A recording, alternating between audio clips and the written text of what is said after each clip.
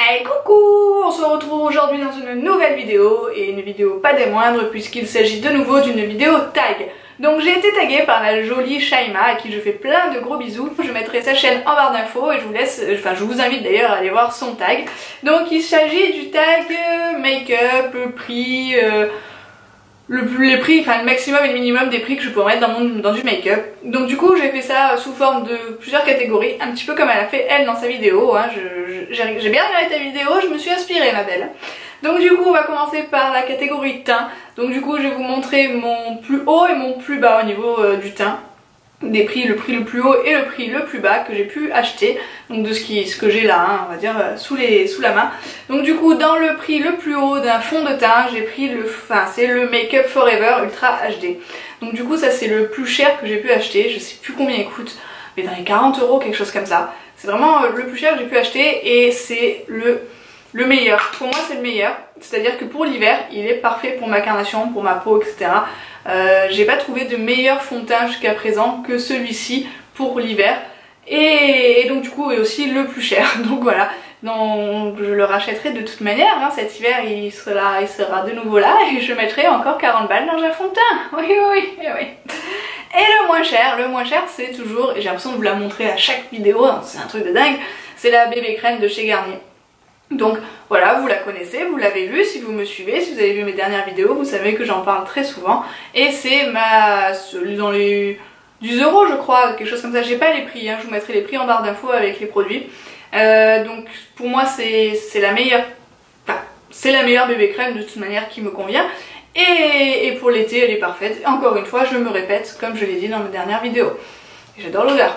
Donc voilà, donc ça c'est vraiment mes produits maximum et minimum pour le teint. Ensuite pour les yeux, alors les yeux aussi, j'ai essayé de varier, hein, pas vous montrer toujours les mêmes choses.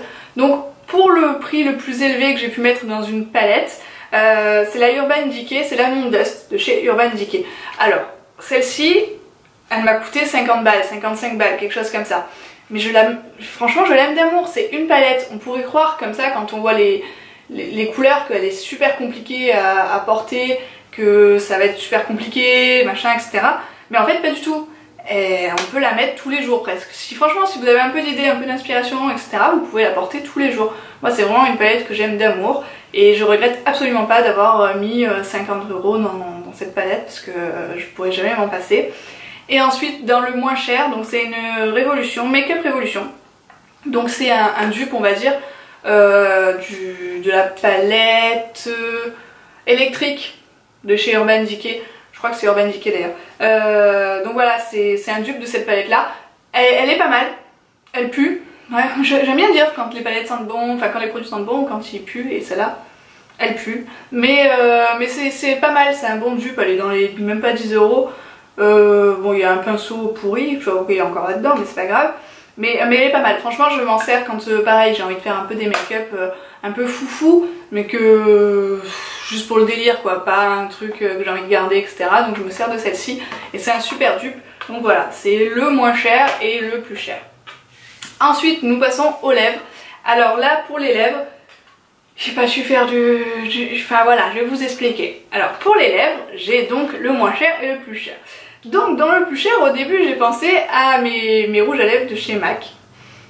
J'adore encore l'odeur. Pourquoi? Mais pourquoi je suis une droguée des rouges à lèvres MAC au niveau de l'odeur? Donc voilà, mes rouges à lèvres MAC qui coûtent quand même 20 €, qui je pensais étaient pour moi les rouges à lèvres les plus chers que j'avais. Et en fait non, je me suis souvenue et j'ai vu que j'avais aussi cette palette. Donc c'est la palette Vis de chez Urban Decay, donc je vous en parle dans ma précédente vidéo que je vous mettrai juste ici, ou peut-être là. Donc du coup en fait elle m'a coûté dans les 50 € je crois, et elle est en solde aujourd'hui, vous le savez si vous avez vu ma dernière vidéo. Et donc du coup c'est une palette qui a plusieurs rouges à lèvres, enfin c'est une palette de rouge à lèvres pardon.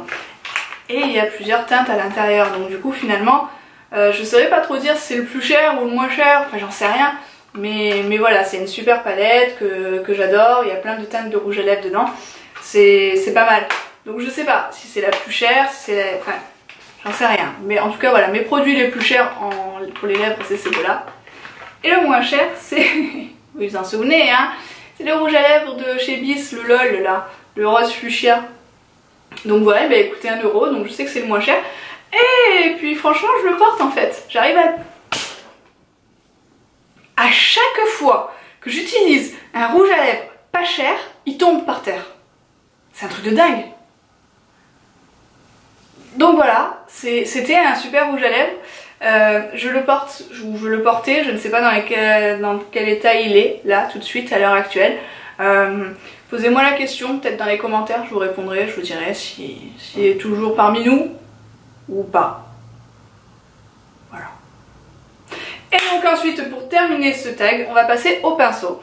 Alors pareil, en pinceau, j'ai les plus chers. Donc pour moi, mes pinceaux les plus chers, c'est mes pinceaux MAC. Voilà, si vous connaissez un petit peu les pinceaux MAC, vous savez qu'ils ont un coût quand même. Mais c'est des super pinceaux. Ça fait des années que je les ai. Pour moi, c'est des super pinceaux, ils me durent, etc.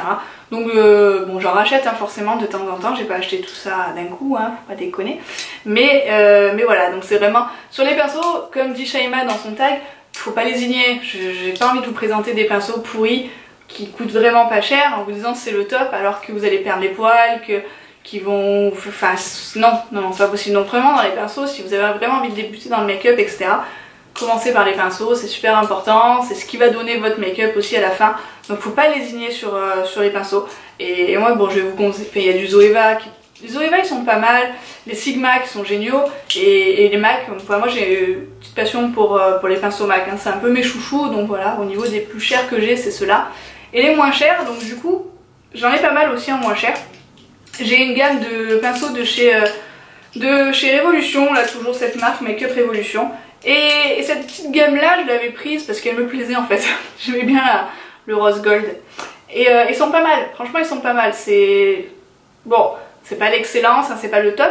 Mais je pourrais vous les conseiller aussi si vous avez envie de débuter dans le maquillage, de partir peut-être aussi sur cette gamme de pinceaux de Make-up Révolution qui sont vraiment pas mal. Bon, ils ont un coût, hein, un petit coût, ils sont moyenne gamme je dirais, mais ils sont intéressants. Et puis dans les moins chers que j'ai, je sais pas pourquoi j'ai ça. C'est les pinceaux de chez Wish. Vous connaissez le site Wish, là, AliExpress, Wish, tous ces trucs là.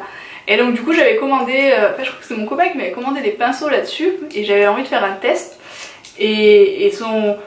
Bah écoutez, je dirais pas que c'est nul de chez nul, hein. Ils sont là, je m'en sers de temps en temps et puis ils sont pratiques.